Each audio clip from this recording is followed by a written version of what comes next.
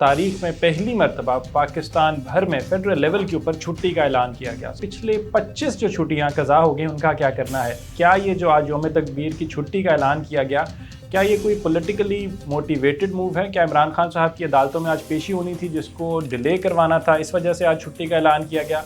Atom bomb जो है वो पूरे 25 करोड़ आबादी का इतना ही है जितना एक सियासतदान या किसी एक इदारे का है। बिस्मिल्लाहिर्रहमानिर्रहीम, अस्सलाम वालेकुम। मैं हूं Ismail Qasim and you are watching the Bluetooth. Pakistan भर में आज यौम तकबीर मनाया जा रहा है और तारीख में पहली मरतबा पाकिस्तान भर में फेडरल लेवल के ऊपर छुट्टी का ऐलान किया गया। सवाल यहाँ पे यह है कि पिछले 25 जो छुट्टियाँ कज़ा हो गई उनका क्या करना है। साथ ही साथ यहाँ पे एक सवाल ये भी है कि क्या ये जो आज यौम तकबीर की छुट्टी का ऐलान किया गया, क्या ये कोई पॉलिटिकली मोटिवेटेड मूव है? क्या इमरान खान साहब की अदालतों में आज पेशी होनी थी जिसको डिले करवाना था, इस वजह से आज छुट्टी का ऐलान किया गया?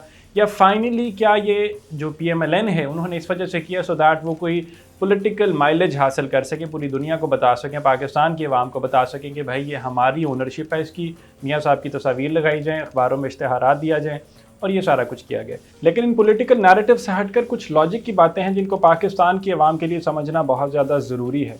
बहुत से लोग ये आर्ग्यूमेंट देते हैं कि जब हम इकोनॉमिकली इतने ज़्यादा बुरी हालात के अंदर मौजूद हैं तो फिर क्या ज़रूरत है हमें इस एटम बम की। उनको ये समझना है कि पाकिस्तान की तारीख़ जो है, पाकिस्तान की जियो स्ट्रेटेजिक लोकेशन जो है, उसके अंदर इसकी इम्पॉर्टेंस जो है वो बहुत ज़्यादा है। न्यूक्लियर डेटरेंस की अहमियत को आप इग्नोर नहीं कर सकते।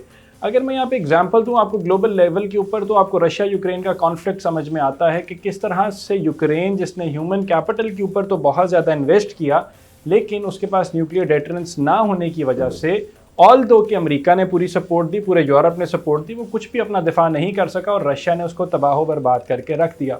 साथ ही इसके साथ मैं एग्जांपल दूँ आपको मुस्लिम ममालिक की, क्योंकि पाकिस्तान स्पेसिफिकली अंडरस्टैंड करें कि सिर्फ न्यूक्लियर कंट्री नहीं है, एक मुस्लिम न्यूक्लियर कंट्री है, दी ओनली मुस्लिम कंट्री जिसके पास न्यूक्लियर वेपन, न्यूक्लियर पावर है। तो कुछ लोग ये आर्ग्यूमेंट देते हैं कि स्कैंडिनेवियन कंट्रीज जो हैं उनके पास भी तो भाई न्यूक्लियर पावर नहीं है और वो इतना ग्रो कर गई हैं। तो समझना ये है कि ना ही वो इस्लामिक कंट्रीज़ हैं, ना ही उनकी जियो स्ट्रेटेजिक लोकेशंस जो हैं वो इतनी वॉलेटाइल और इतनी सेंसिटिव हैं।